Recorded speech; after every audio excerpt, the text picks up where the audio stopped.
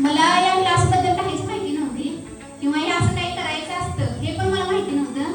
पण माझ्या मिस्टरांनी मला या क्लासची माहिती सांगितली. पण तरीही माझे मिस्टर सांगत राहिले की आपण हे केल्याने आपल्या बाळाचं भविष्य उज्ज्वल होऊ शकतं. एक आपण स्पेशल असं बाळ जन्माला घालू शकतो. पण महिनाभर मी ही गोष्ट अजिबात लक्षात घेतली नाही.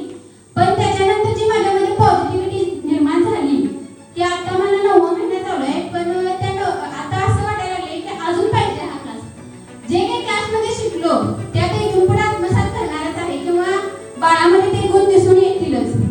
स्वराज्य हे तलवारीनं नाही तर संस्काराने घडलं. राजमाता जिजाऊंनी कसं गर्भामध्ये संस्कार केले तसेच संस्कार आपणही आपल्या बाळासाठी केले पाहिजे असे सरांनी सर सांगतातच. पण खरंच मी लहानपणापासून खूप वीक होते म्हणणार मी, कारण आता मी नाही.